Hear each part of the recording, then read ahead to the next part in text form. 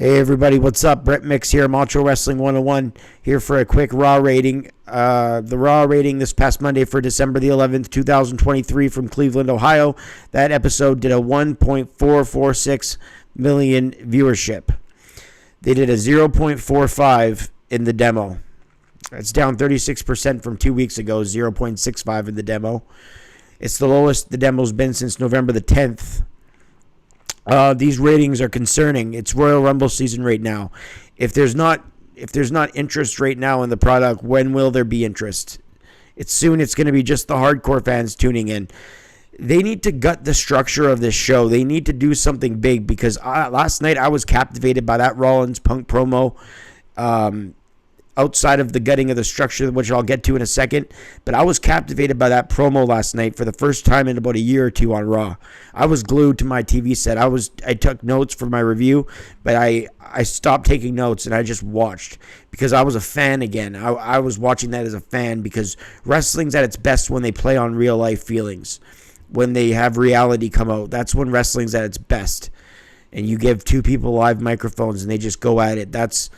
That's when you're in awe. That's when you're a fan again. And that's what I was last night. So I was a little surprised to see the rating here.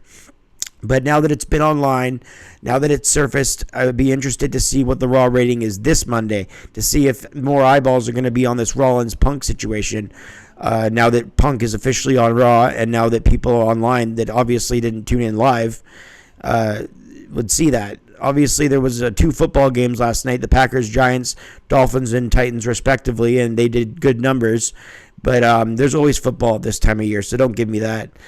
It's just a concerning rating, and they're showing that they do have a pulse on SmackDown. They drew a 2.2 when Punk was on that episode, so there is a pulse out there. It's just they got to get to it. And what I meant by gutting the structure of the show, back in the Attitude Era, they used to do short segments, shorter matches. They got the point over. They got the gimmick over. They had something you want to see for the next week. And they do it at a 5-minute speed. I'm not saying that all matches need to be 5 minutes, but they need to find a way to structure the matches better. Vince Russo found a way. You can say what you want about Vince Russo's writing, how he killed WCW, whatever. It all might be true. But he found a way to do that in 5 minutes, some things they can't do in 20 minutes now. There should be no reason that a Jey Uso-Drew McIntyre match in the 7.5 minutes mark goes to its second commercial break. 3 of those 7 minutes that they wrestled were commercials, by the way. So that's second commercial break, and then we come back at the 10 or 11 minute mark. It's unacceptable. And I believe if you're going to have a wrestling-centric show, and the show is based around matches, don't fuck with the fans and say, okay, well, here's your match, but guess what? We're going to a commercial break for 3 minutes right when it starts. Every time somebody goes to the outside, oh, they're going to be next. Everything's next. These long video packages that they show, they put them online. We don't need to watch Shinsuke Nakamura and Cody Rhodes 4 minutes of what we've seen the last 2 weeks. I know that they do that because the ratings are so piss poor and they want everybody to be up to speed and they want to show how great their video packages are, and they are great. But there needs to be a better formula here. They've shown what can work in the past. These ratings are really concerning. They're amongst the lowest they've ever been. And like I said, SmackDown did a 2.2, but that's on broadcast TV, I believe, in the States. I'm in Canada, so I watch on Sportsnet.